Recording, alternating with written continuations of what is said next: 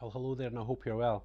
My name is Pastor Stephen Burney, and at the moment I'm actually at home recovering from quite major surgery, which I had back in November. So, a very long story short, I had a very simple hernia surgery and November the 12th, which went really badly wrong. Ended up in a breathing machine. I was rushed through to a hospital about 70 miles away. And all in all, I was there for about a month. In the first 2.5 weeks of that, I just can't remember. When you're sedated and you're in a breathing machine, you actually have these tremendous delusions, these real delusions, just, whatever your mind makes up during that time. But the problem was when I woke up very disorientated, and I thought that my wife had left me. I thought my whole family had abandoned me and forgotten about me. I thought I was in a hospital about 200 miles away from here. And this is what I was convinced of. So in that little period of time, I felt alone. I felt like I had no hope. I just couldn't get focused or feel any sense of myself at all. But then, when Sharon came in and I saw her and the family came in, my father, my brother, and, the sense of myself started coming back, and my real sense of God started to come back. But it was during that little time that I felt things that I haven't felt for a very long time. I gave my life to the Lord in 2002, so it's like 16 years ago. And I haven't felt alone or that disorientated in that time. It's almost like I was experiencing things I hadn't experienced for a very long time. And this is what's kind of driven me to make up these messages while I'm here at home recovering from that surgery. I've already done one. It's called What's Holding You Back?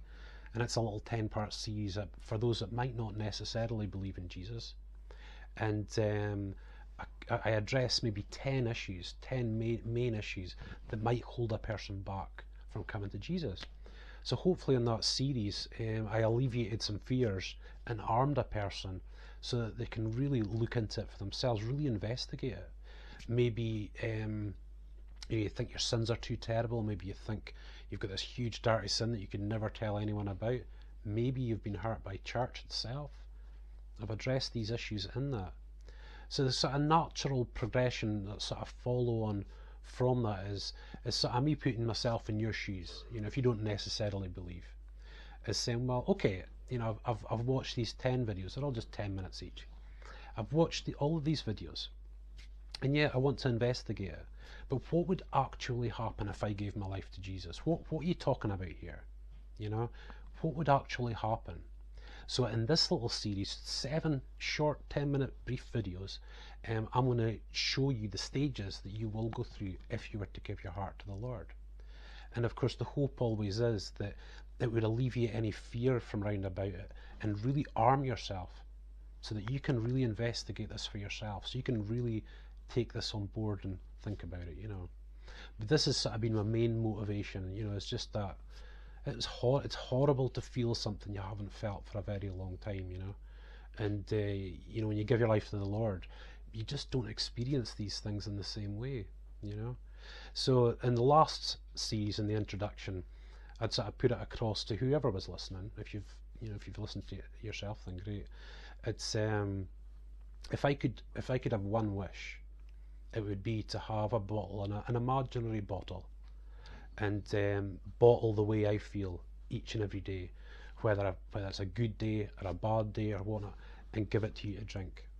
And I know that if I could do that and give that to you, you would be sold for Jesus Christ. You would just be sold.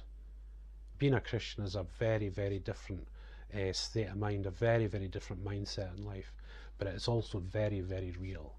It's very, very real. But I can't give you that imaginary bottle. But what I do have is a camera. I've got a little bit of time on my hands, and I can put these messages together. And I hope these 7 messages, like I said, alleviate any of those fears and give you the information about this great and wonderful thing that I've experienced, salvation in the Lord Jesus Christ.